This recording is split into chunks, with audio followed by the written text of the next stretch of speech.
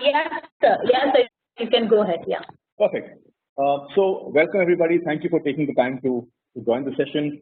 I'm Venkatesh, and today I'm going to talk you through digital transformation of a sales team in the B2B SME space. I'm being very specific here because I run a B2B SME myself, and what I'm talking to you about now is really our experience of the last 2 years when we began our journey as a company on the premise, on the promise to our investors that we would never have a salesperson on ground. And that is really the journey that we started with a pledge that we would sell everything digitally in the B2B space, B2B services space, without a single feet on street salesman. This journey of 2 years and where it has got us, I think is really what I now talk about to other entrepreneurs, to other salespersons, because you don't have to be an entrepreneur even if you're a salesperson working for a company. These rules, these experiences will help you understand how you can digitize your persona, how you can amplify your presence, and definitely how you can ride or stay ahead of this entire wave of digitization that's coming around us. COVID or no COVID, the world is getting digital, and digital gives you an advantage like none other. And this has been really all our experiences, and I'll take you through maybe 40-45 minutes of how we've done it. There could be interesting lessons for you guys, there could be interesting experiences for you, and then we'll open it up for questions and answers. Like I said, it's a very specific session, B2B SMEs, how to digitize the sales process, sales force. If there's somebody else around, B2C, perhaps not as useful to you, but for the others, this could be an interesting way to start thinking about your digital transformation of the sales team. With that, I'm going to start opening the deck. It's not a very dense one. It's got a few thoughts. We can cover that quickly and leave more time to discussion. Okay, I need to check if you guys can see my deck because the application here. Yes. Ankita, are you able to see the deck? Sir, it's still loading, sir. Yeah. Last time when you had shared, it was coming. Now it is not coming.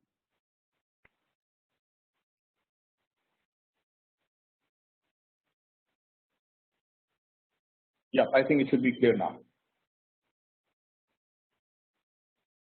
Yes, sir, it's coming now. Yes, yeah. Perfect. So guys, just a brief background. I run a company. I founded a company called ProCurve. We are India's largest marketplace now for marketing and sales services, and this is really our journey of how we've tried to grow, like I said, without a sales team in place. This is me. I finished IIM Bangalore in '97. Worked with Hindustan Lever for a few years, then went to Europe for a company called Michelin, selling and marketing tires. Came back and joined the Bharti Airtel. Spent about 5 years with them before I started my entrepreneurial journey. That's just me. Here is where I'd start the journey: marketing and sales. Shiro says she can't hear. Let me see. 1 second.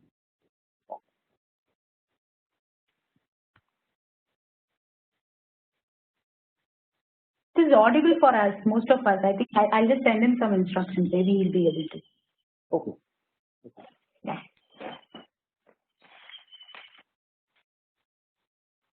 Sorry, so we're back to the slides. I think the first and most important piece for us to realize, and we try to do this in business school as well, is marketing and sales. What is marketing? What is sales? Often we confuse the two. We expect our sales team to do a lot of marketing. We keep the marketing team away from most things. And then this overlap and this lack of clarity disturbs. It won't be audible if you're logged in from browser. Is that a message for me or for the others? I hope I'm still audible to everybody. Ankita, you just have to keep messaging me if I'm losing track or not audible. Yeah, sir, sure. You're audible actually. Maybe he is not joined. He just have to click on some audio button. He has not done. Most of us it's audible. Perfect. Okay. So guys, this is important. Marketing is about creating demand for what you have. Sales is about helping those who need what you have to make a decision. it is very unproductive to have your sales guy go out there and do the entire funnel process, right from prospecting, communicating your product, generating interest, taking it forward to answering queries, finally getting a contract signed. Right? If your person out there is doing all of this, then do not call him a salesman, call him your marketing head. And really that's what we need to understand here as you start this journey, that sales is really about somebody who's got all the information, is ready to make a decision. You are sending somebody there to make that decision for him. Marketing is really the guy or the entity or the team that's creating awareness, that's creating demand, that's creating interest in what you're offering. Let's keep these two concepts in mind all the time. And therefore, you will know when you're asking something of your sales or of your team, whether it's a marketing ask or whether it's a sales ask. Do not ask the marketing team to do a sales task, do not ask the sales team to do a marketing task. However, going forward, what we'll try and absorb is that more and more digital tools help your sales and marketing teams come together very nicely. B2B sales is changing. This is a change that has been happening around the world for many years. It is creeping up upon India. Creeping up because technology in India has lagged. 4G, all of this has come in. Reliance has played a very big role in democratizing that availability of technology. Hardware is available. However, India is also a very complex market. India is like Europe in terms of size and in population 3 times more. There are just different languages, different cultures, different mindsets, how people interact with each other, how people build trust with each other, hugely different. Hugely different. It is not a homogeneous market, and therefore using technology to replace human interaction is invariably going to take time in India and has been taking time in India. But now we are seeing, it's like those penguins that are waiting to jump into the ocean because there are sharks at the bottom.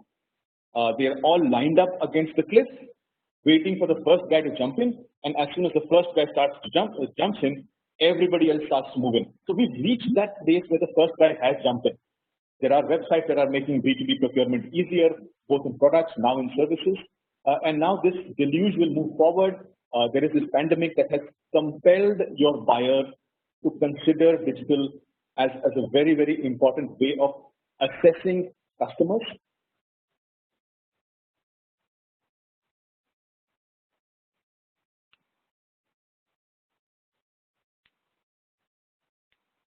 So buyers are now being compelled by this pandemic to use digital. They are not comfortable meeting new people. They're not comfortable having new people come into their offices, and therefore they are getting pushed. It's like demonetization and Paytm. Customers are now getting pushed towards digital. Buyers are getting pushed. Sellers are getting pushed. So the entire landscape is changing. Is a very positive and important sign here.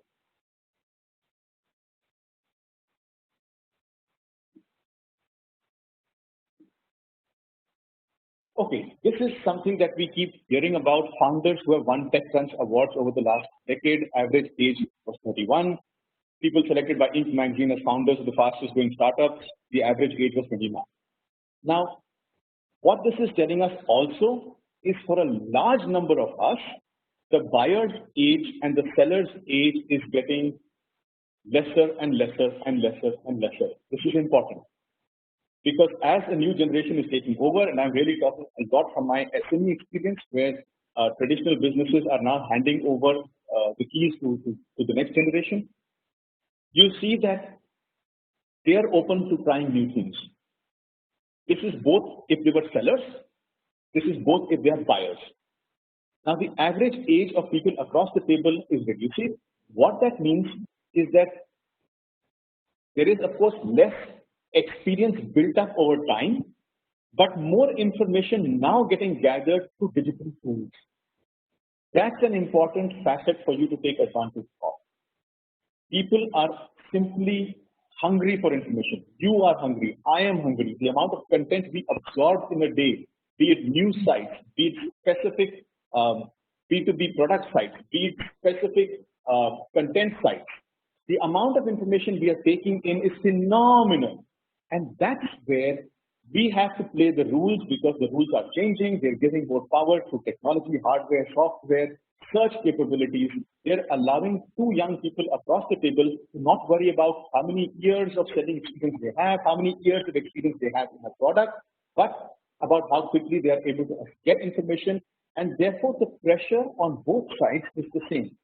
The buyer is under pressure to find more information quickly and compare it and reach a certain decision point. The seller is facing pressure on making that information available, differentiating that information from other sources of digital information, such that his information is called out faster to the buyer, and hence both of them can come together faster. This competition of giving information in a digital space and getting information in a digital rich space, this competition is what the digital transformation is going to compel all of us as individual salesmen, as company heads, to think about. There is just too much information, too many tools of information processing. 74% research, at least half of their work which is online. These are studies being done across the world. 61% use mobile, so mobile is becoming very, very, very, very important. 91% prefer to buy online once they have decided to buy, decided what to buy as well. Right? This transparency and visibility of options is great. On the buyer side, it puts pressure that there is just so much information. How do you find what's relevant? On the seller side, there are just too many people talking. How do I make my message clear, consistent, and directly channeled to where my buyer currently is sitting and looking? Here is the size of the B2B e-commerce markets. Look at China, 672 billion, the US 340 billion, India sits at about 3 billion. Now, this is the pace at which B2B is moving across the world.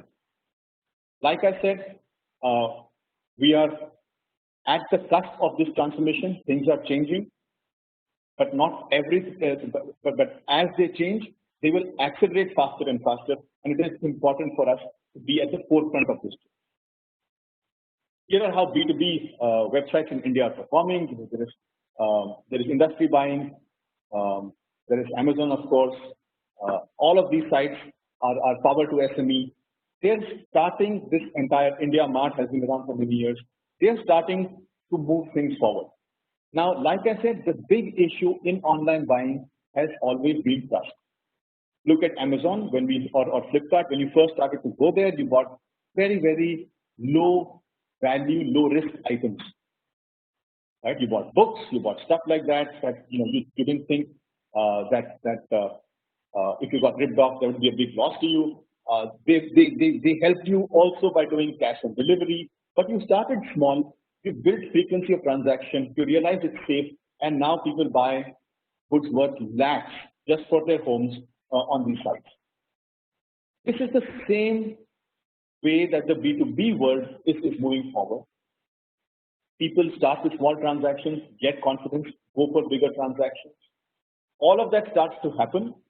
Now, when technology is becoming available across the country, you will find more traders, more buyers, more sellers start to try these small transactions, and then over time gain an experience and gain the size of transactions. So, what are the emerging rules?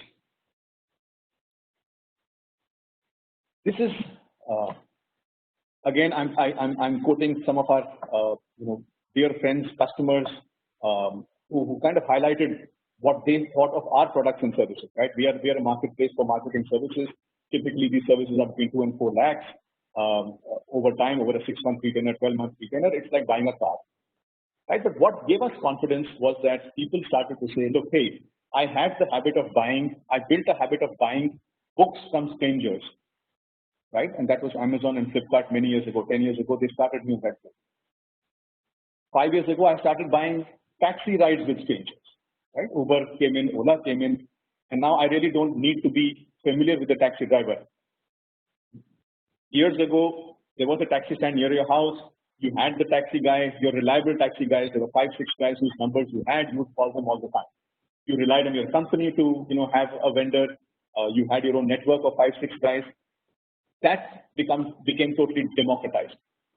And now strangers go on dates with strangers. right? You go on to Tinder, you go on to all of these sites, you find somebody you like, start the whole process. And why you do this is because between these two strangers is a very powerful engine called technology, which is giving you confidence that, look, I have validated somebody, I have validated this information on the buyer side, I have validated this information on the seller side, go ahead and transact. This power of technology to give information to both sides, buyers and sellers, is what you have to keep thinking about in your business. In your business, what are the tools, what are the websites, what are the content aggregators, where are the places where strangers get information about what you're trying to sell? Because once you start using that again and again and again, familiarity on both sides is what starts taking transactions from one small step to bigger and bigger and bigger transactions. Therefore, if you can buy, if you can go on dates with strangers, if you can take taxi rides with strangers, if you can buy books, TVs from strangers now across the country, be absolutely convinced, and this is our journey, we are convinced strangers will buy products and services even if you are a stranger. In the B2B space, this game is changing massively. People are realizing that it's okay. People are making that connect between, hey, I do buy from Amazon, so what's wrong if I went and bought from a Power to SME website, for example. This is what I call the conviction slide. I mean, you really have to believe that strangers will meet and transact, and the ticket size of transactions will keep going higher and higher and higher and higher and higher. How do you give enough information to that black box in between you and another stranger so he gets what he wants from you before he starts paying you money?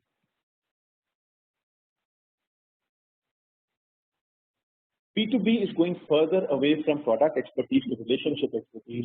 Building trust in your virtual persona is becoming extremely important.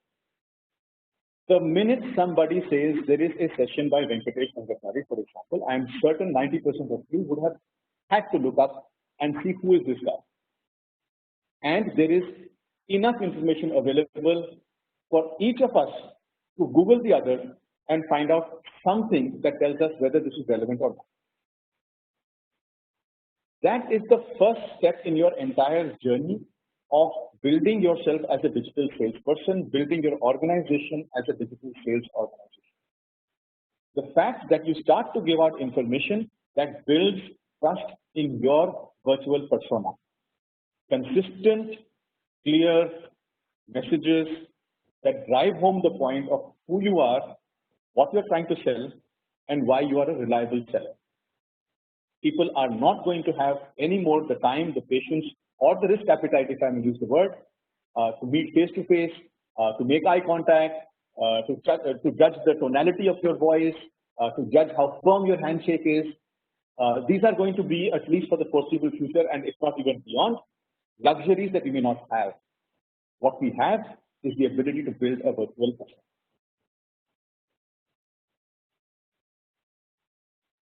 And our journey of the last 2 years is really about building or getting people to trust virtually on the web, me, my company, through stories, the right stories, at the right time, at the right place. This is all the online black boxes that are trying to present you to possible customers. This is all they look for. This is all they need. They need consistency, they need frequency, and they need relevance. Right? And as I go through this session, I will tell you that everything you need is between your ears. Right? The 2 ears, the brain stores all of this. Logs, case studies, testimonials, tweets, your life experiences, customers you won, customers you lost, products you love to use, services you really have come to admire because they taught you something, they teach you how to do business well. These are stories that tie in, that build, that accelerate, that strengthen your virtual persona, that of your brand, that of your company, that of you as an individual. All of this is within you. And that's really how we started to build our persona online, right? The first challenge was there is never going to be a salesperson on ground, feet on street in your company. That's a mandate. Great. That happens. How do I start to establish trust in my company? People trusted me. Great. Do they trust somebody, a company that started 24 hours ago? Do they trust a company that started 30 days ago? Do they trust somebody that started 6 months ago? Do they trust somebody 18 months later? And the difference is so stark, so phenomenal. It is so rich. Each day as you build this, you can't see the impact. But 18 months down the line, you look back and say, wow, every story put at the right place at the right time helps build you. And every one of those stories is really our personal experiences of buying and selling products and services that we kind of condensed, put together, and started to talk about. Where do we find good content, right? The minute we talk about digitization, I talk to clients, come to the platform, they say, okay, we're talking about B2B digitization, sales team. Content is very important. There is Google that says SEO karna hai. There is Quora, there is this site, that site. There's so many sites. Medium. What do? How do we find good content? And again, my humble submission to you is every one of you has great content inside you. If you decided to take 30 minutes today at the end of this session, at the end of your day, and just write 20 topics relevant to what you're trying to sell, just write the titles of those topics. You will be surprised by how much you have inside you, how many points of view you have inside you, how many experiences you have inside you. Digital transformation is really about taking those experiences and putting them online. Because what is a relationship, right? It is about sitting in front of somebody. What does a salesman do there? What does a marketer do there? Trying to convert somebody's need through conversation into a realization that the person sitting in front of me is the guy that can do it for me. That's what a salesman is trying to do as well. He's out there saying, "हाँ sir, ये मेरा experience है, ये case study है, हमने इसके लिए ये किया है." And therefore he builds rapport, he builds trust, and he builds a need for the buyer to buy from him. These are all stories between in his mind that he's blurting out in front of somebody, and all we've learned is it doesn't need a person to do that. It just needs a space online for it to be placed and then targeted to the right customer at the right time.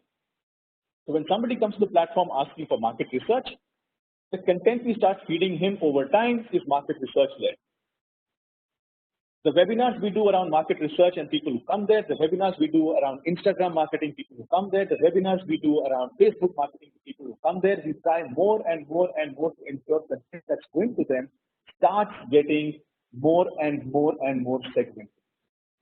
That's really the power of digital that you over time will start to harness once you start to believe that there is enough content that you hold and you start putting it in a repository. Yes, this is a wonderful slide. A friend of mine who writes thoughts on Medium. I dropped this, took it off him. The needle in the haystack is you. Do not look around for content writers. Content writers are people who can write for you. Yes, I'm sorry. Do look around for content writers, but keep the content idea and the content theme always with you because you have it. You can always take assistance in how to write a story. But be very clear that you are the director and producer of this movie, that you must have a very clear idea of what of your entire vision of what you want to present to the audience. And then you can bring in the writers, you can bring in the cast, you can bring in the heroes to start articulating your presentation to the audience.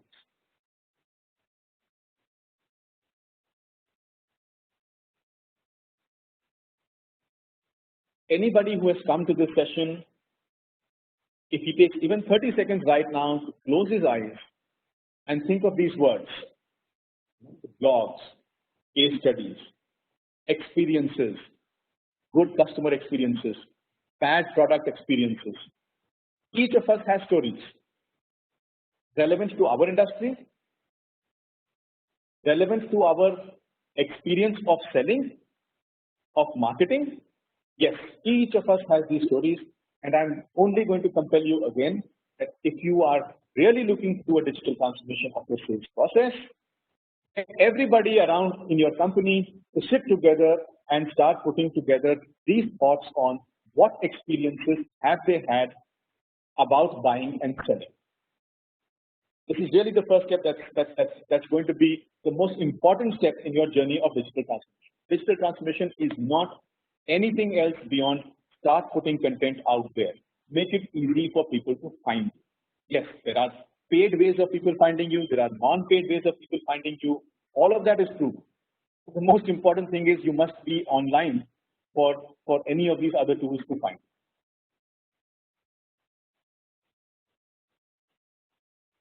The only source of knowledge is experience. Each of us has experience that needs to get translated to help build your persona online, and that's how your journey will start and be successful. Now let's come quickly to the other aspects of content. Once you've got your content, you need somebody, of course, to put it together, whether it's you yourself doing it or somebody else with the systems from. The more important piece at this point now becomes how do you disperse your content. How do you make sure your content is reaching the right person?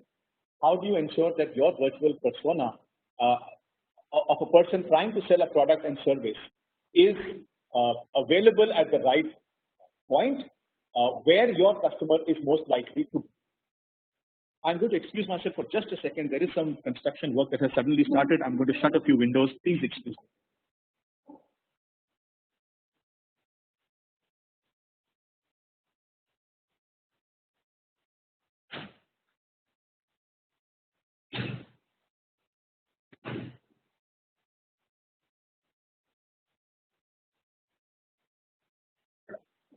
Sorry for that. So at this stage, once you've got your content ready, oh, please excuse me. The dog is gone crazy.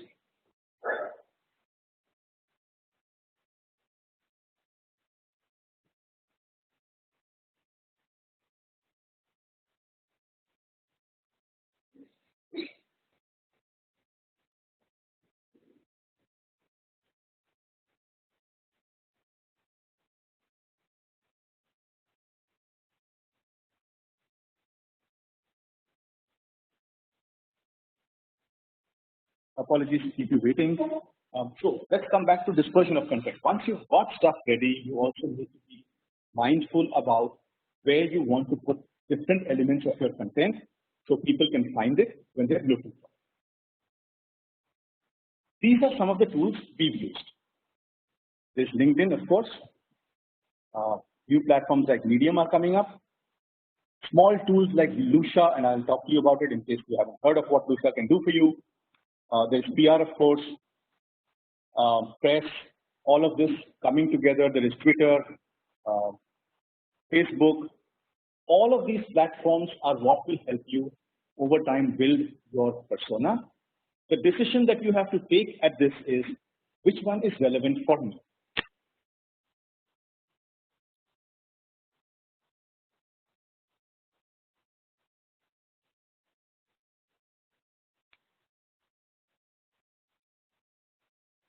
No matter how large or small, expertise must be established continuously.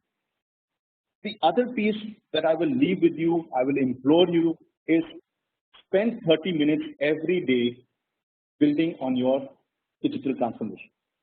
Either as a company or as a salesperson, as an individual, spend 30 minutes.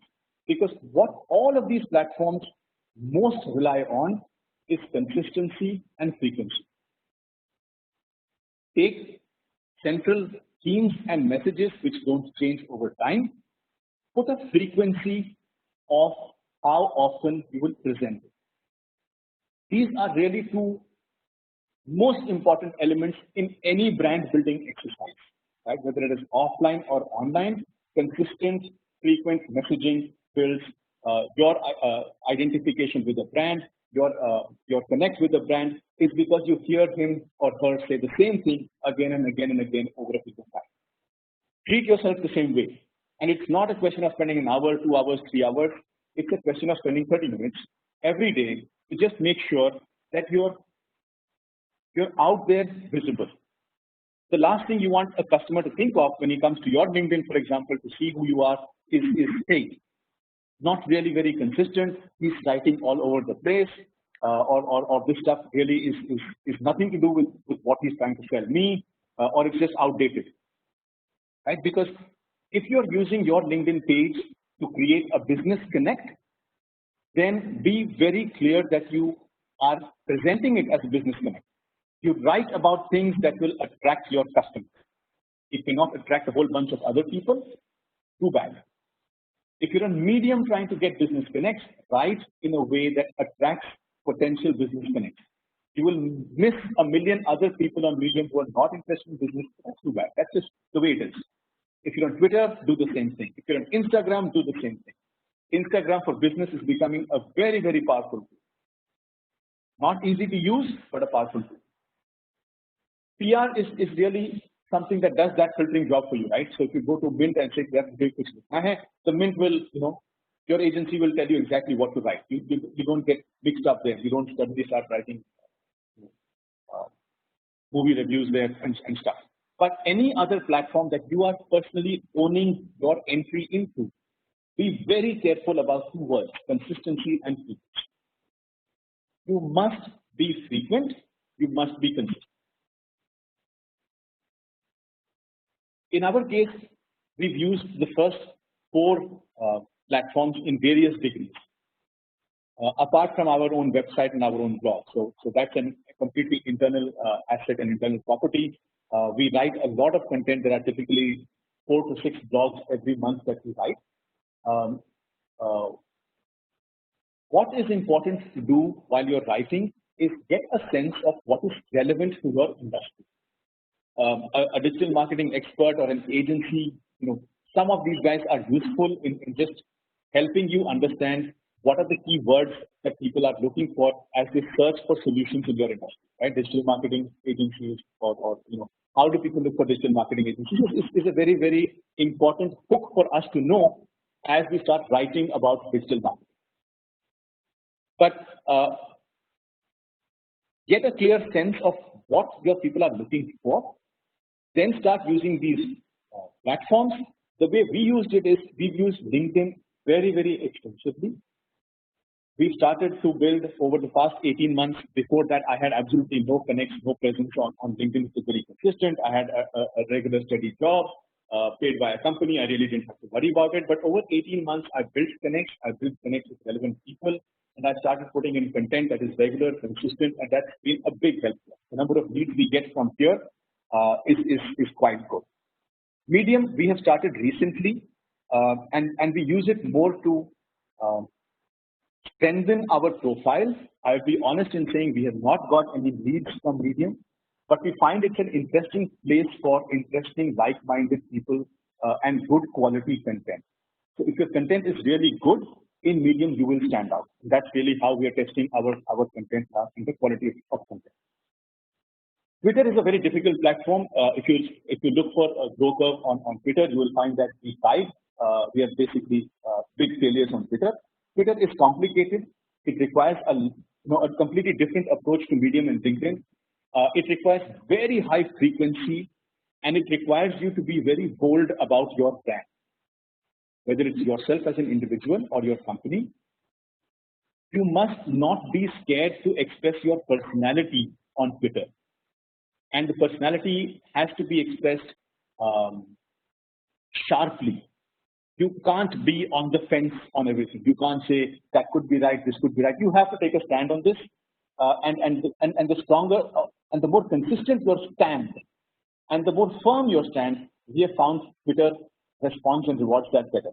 We have not been able to do that, and therefore our Twitter feeds are just announcements of our webinars, announcements of a few things here and there, a few retweets, but really nothing that I would encourage people to come and see. But if you want to see how badly Twitter can be done, do come to growcurve.com. It's a very badly done space.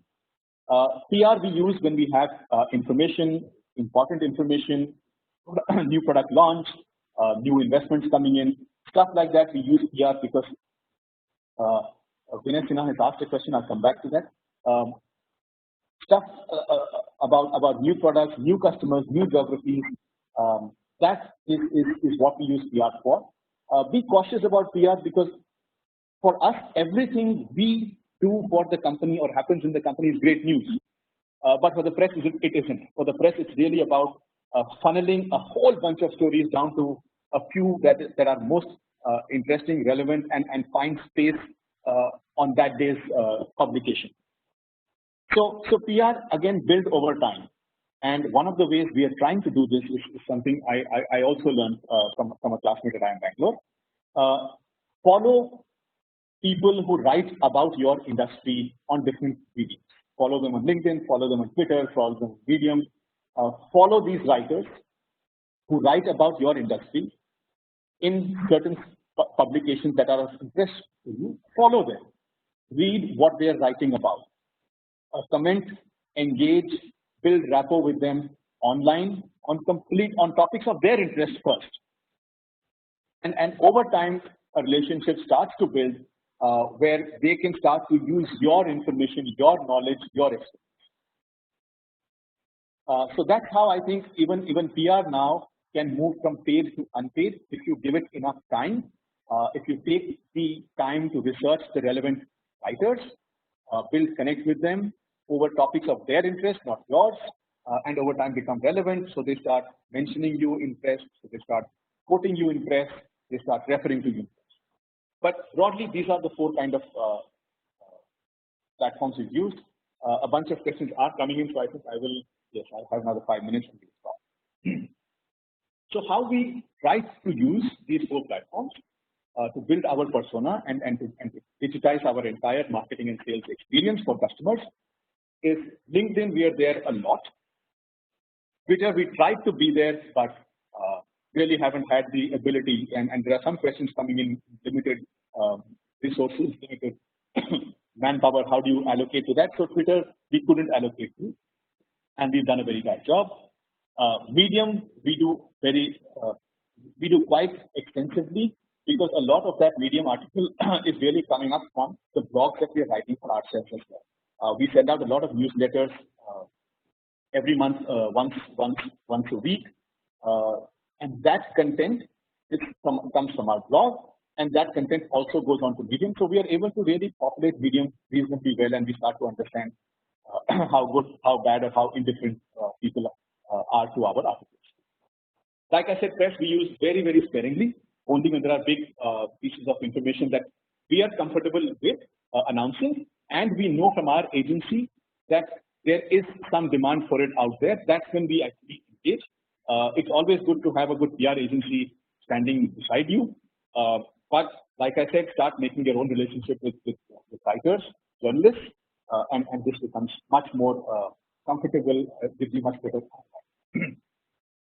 Finally, a question I'm always asked: "You make hashtag it now?" And these are really what I would call kick-off investments. Right? When you're kicking off, when your rocket is firing off the earth, that's when the gravitational pull is the highest. So when we started LinkedIn, we had a lot of content ready. We used an agency to help us build better outreach, and we spent about 30 to 40,000 rupees with them for about 5 to 6 months. That helped us reach out to relevant people. That helped us amplify our content better, and that's really, once you do that, you kind of reach that escape velocity. It becomes easier for you to then expand beyond that. Twitter, we tried various experiments. We didn't spend more than this, and I think any social media platform, whether it's Facebook, whether it's Twitter, Instagram, I would not recommend anybody to spend anything more than this to figure out which one is working. Like I said, Twitter, we realized we're not doing justice to the platform, and therefore we stopped spending that money. Medium, I'm saying Medium here because from time to time we take help of writers to improve the content we have made ourselves. We are a very small team of 4 tech people in tech, and my co-founder and I, he looks at product, I look at the entire marketing, sales, and operations of the company. So from time to time, when we don't have enough time to write something, we, like I said, have an idea repository. We invite agencies to write content for us. We validate that and we put it out there. Press, we use again 3-4 month bursts, 3 month bursts, maybe twice a year. It is expensive. A good agency is expensive. We have spent about a lakh and a half every time we use them, but we use them for at least a 2-3 month burst. That gives us visibility. Then we quieten down, come back. That's really what I wanted to talk to you about. That's been our journey of digital transformation. Like I said, it's really about converting what's the habits that you have offline. You will go shake somebody's hand, tell them stories about why you're relevant, your case studies, your experiences. Shift all of that to stories that are present online. Be consistent, be frequent, be very judicious in using the right platforms for the right kind of audience, and keep evaluating your own performance by small pilots. Don't spend too much, but spend a little. If you decide not to spend, you're just prolonging or delaying your learning cycle. That I am certain about. Anybody who has any doubts about that, please talk to me. If you do not spend anything, you are just delaying back your learning cycle. Spend little amounts, keep learning, keep learning, keep learning.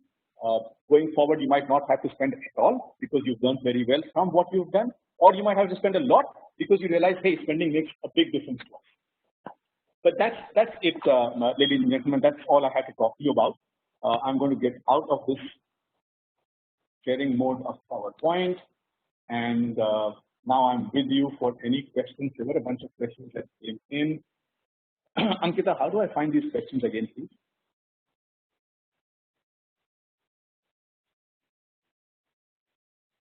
Hello? Yeah. There were these questions that were... Yeah, sir. So questions are there in the chat window, so you can just open the chat.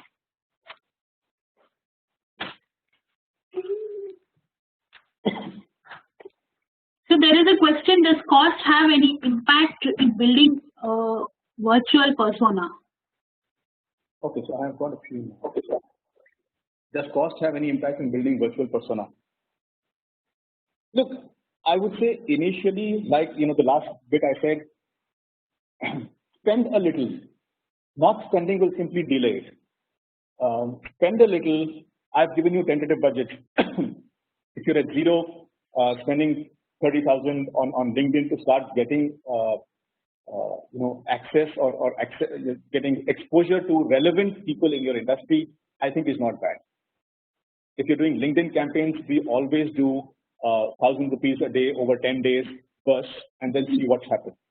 I would not recommend to anybody in the B2B space at this point of time to spend in lakhs. No, that's really not where we're going.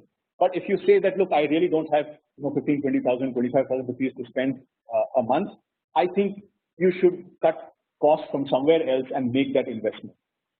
Because if you're going to go digital, you better start thinking about how you want to present your persona, and start thinking about how your persona in which platforms is getting most visibility, is getting you leads, is getting you visibility. That's important. So don't spend in lakhs, but yes, don't say that I really don't have even 1,000 rupees or 10,000 rupees. Or, I'm really talking 20, 25K a month. If you don't have that much to spend building your B2B business persona, you really need to cut from somewhere else and bring that money on the table.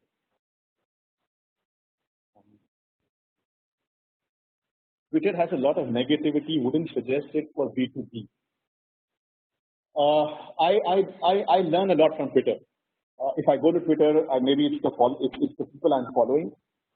They share very interesting experiences. They share interesting points of view. More important than anything else, points of view, and I learn. All I'm saying is that I'm not able to do it, so I'm not a great resource on Twitter. But I would not make such a strong statement to say that it has a lot of negativity and I wouldn't use it for B2B. No, there is really no platform out there, even Facebook or Instagram. I would say yes, everything applies to B2B. It does. As long as you know how to use it, you will do well in all of these platforms.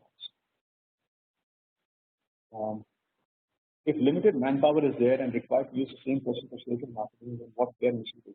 So look, again, I think what I'm trying to tell you here is sales and marketing is one person.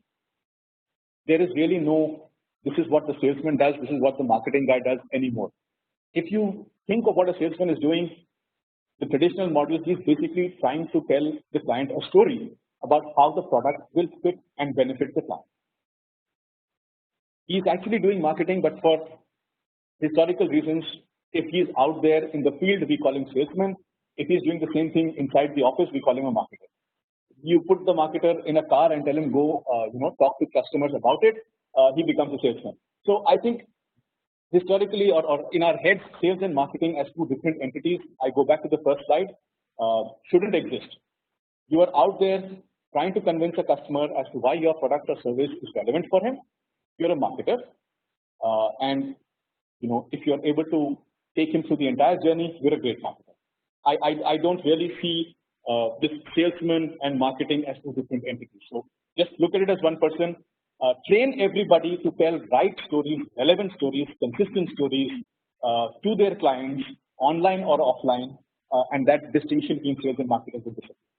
It isn't true that the salesman is the guy that goes, pumping bags, having drinks, late night dinners, and the marketer is sitting in front of a computer, meditating and thinking about what's the next strategy to make. This distinction is quite silly. In these times, information is available for everybody. Your marketer can do the same analysis on a laptop while he's in the car or on a phone while he's in front of the customer. So why should there be this difference between who sits in the office and who's out there? I would say treat everybody as one entity who is trying to tell your customer a story about why your product or service is right for you. Can you elaborate the usage of Lusha? Okay, so Lusha came to us very serendipitously. We had somebody in the company who had was helping us for a few months. And what Lusha does is, if you buy the package and you go to anybody's profile on LinkedIn, Lusha will pop up and for that profile give you the person's contact number and email ID. It's very powerful. It's very powerful in helping you build a database over time. So that's what Lusha does. You can download it on your desktop. It just integrates into your LinkedIn, and you go to Venkatesh, and it will tell you what Venkatesh's email ID and phone number is, and you can talk to me or email me. That's what it does. How to build virtual persona for an individual with 3 to 4 major skills and expertise. Don't do it is my first reaction, because if you're trying to build something, consistency and frequency are your friends.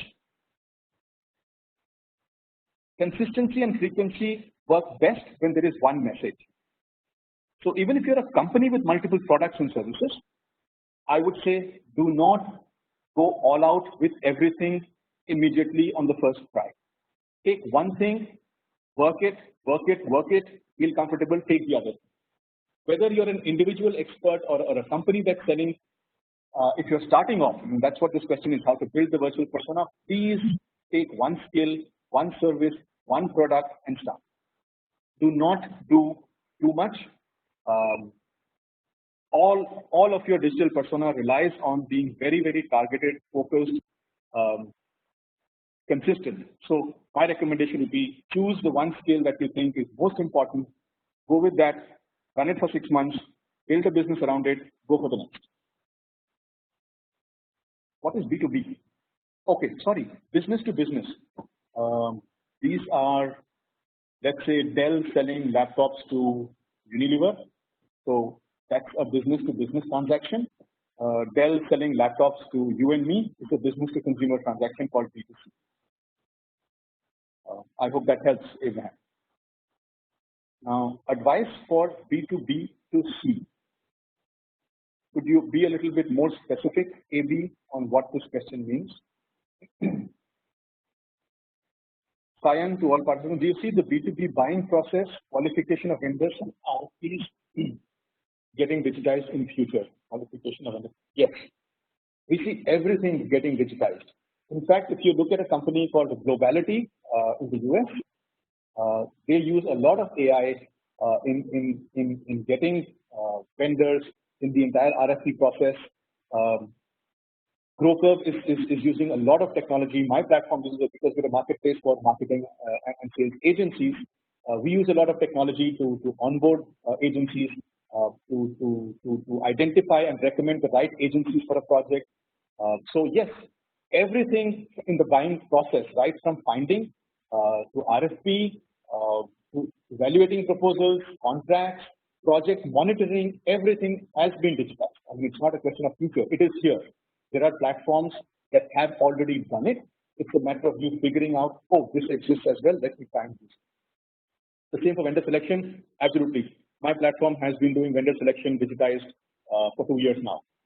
Globality, Sortlist, all of these guys have been doing it, and we are just, I think, trying to build not just identification, but like I said, contracting, project management, escrow payments, all of that, digitize it. So it's reality. It's happening around you guys.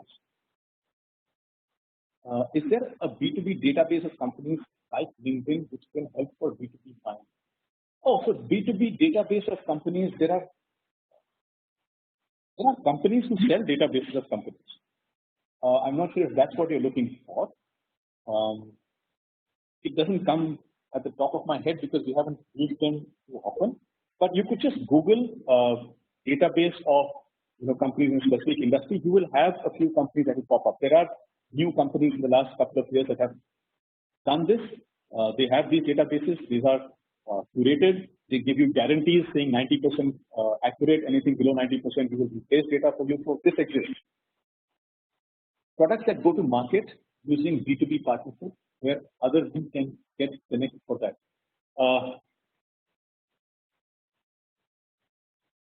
Okay, look, the AB, I'm still not very sure. Can you give me an example of a brand that does this? B2B2C. I hear that very often, but I'd appreciate if you could throw an example that's in your mind, and I could give you a specific response. Please excuse me, the dog's calling again.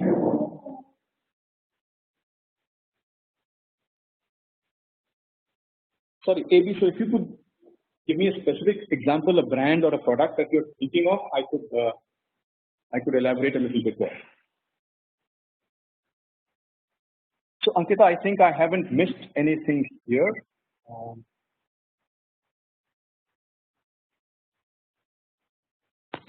Okay, I've got AB saying me via Zomato to people. Perfect. Okay. And so the last question: how do you see AI transforming the B2B business? Yes, I see that. So how would a brand that's on Zomato, okay, then it becomes very similar to how brands on Amazon should do that. So this is a tricky space. Very good question. My answer is I haven't thought much about it, and therefore I wouldn't give a sensible answer. Okay, I'm sorry. I don't want to blurt out. This is not a space that I've thought about. So no, I think Zomato will control a lot of the experience of how the brand is seen. The same thing happens on Amazon, so they create their own rules, etc. No, sir. I'm sorry about that, AB. Good question, but I don't have the answer. How do you see AI transforming the B2B buying? Wonderful. So we are seeing AI transform B2B buying, and the way we are seeing it is the ability of platforms process, store information about previous transactions and use them to help buyer and seller both in future transactions. That is one very, very powerful way we are seeing companies, ourselves included, using AI on B2B buying and selling. Right. So when clients come to the platform, any platform, they're putting in a bunch of requests. That data is being captured. They're coming in touch with sellers. That data is getting captured. The transaction goes from a start to the end. Every part of the transaction is captured. Whether it's a good experience or a bad experience is captured.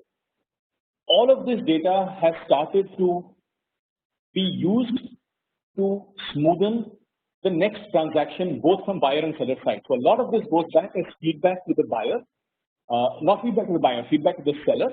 And a lot of this is retained as buyer history that enables any platform, any matchmaking tool to make more intelligent matches, more relevant matches in the future.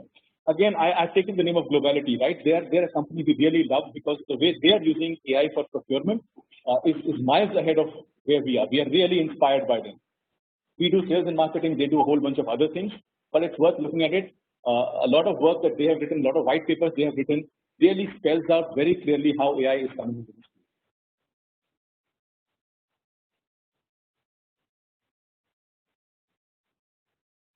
Which is the best platform for digital marketing for industrial capital goods?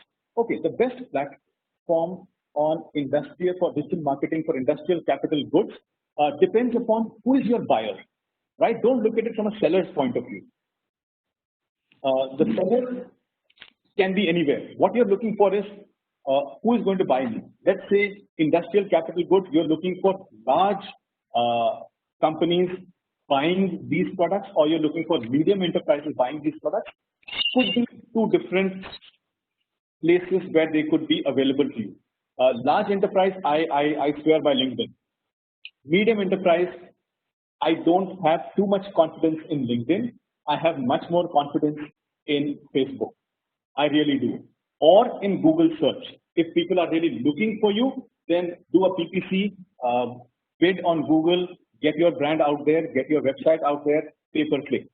Those are options that I think will work better if it's a smaller enterprise. But large enterprise, I have seen mostly LinkedIn is a good approach. It's a slow approach, but over time it will help you. B2B, I'm also a big fan of Google paid ads. I am a big fan of those. In your industry, it's worth looking at what are the search volumes of how people search for your products and services, and then build a strategy around that. Would not be a bad idea.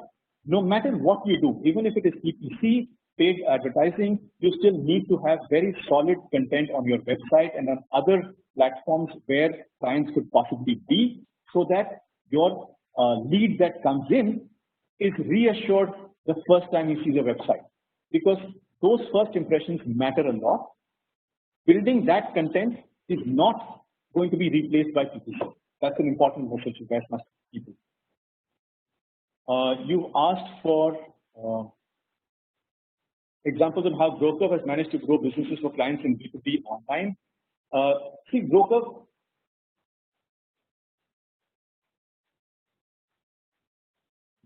does exactly what somebody has written as key takeaway: strangers buying from strangers. Right?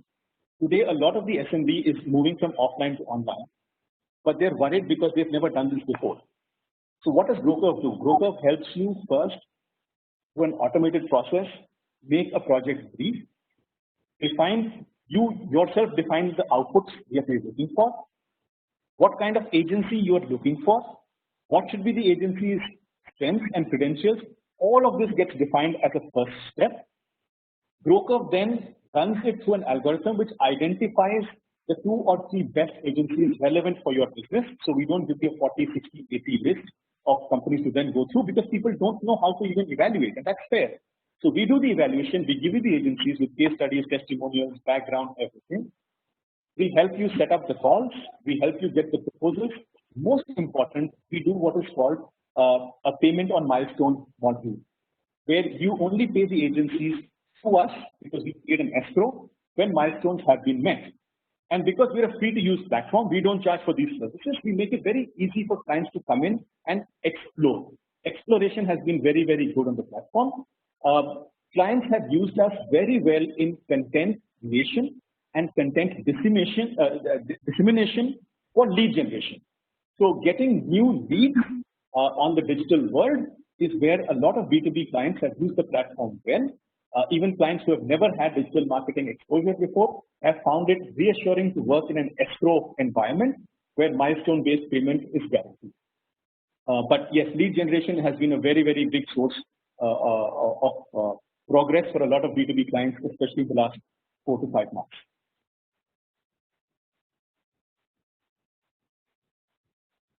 Great, guys. So I see that there are no further questions. I thank you all once again for your time. Lovely to have you. I hope some things I said were useful. Ankita, thank you very much. Sir, I have my colleague Sushma also with me. In fact, she's the. Yes. She's also. Thank you very much, Sushma. You've been. Yeah, sorry. Yeah, I forgot to. You've been with me through this process. You've done very well. You trained me very well on the tool this morning. Thank you so much. Thanks very much. Thank you, sir. Thank you for the wonderful session. Yeah, sir. Thanks. It's been my pleasure. I'm Bangalore, means a lot to me. I learned a lot on the campus, and anything for the campus, it would be my pleasure. And thank you again. Thank you so much, sir. Thank you. Thank you, sir. Yeah, actually, we will be uploading the recording of the session in alumni webinar channel. I can see a few people are asking. Okay. So yeah. Thank you. Yeah. Thank you, sir. Thank you for taking your time and presenting.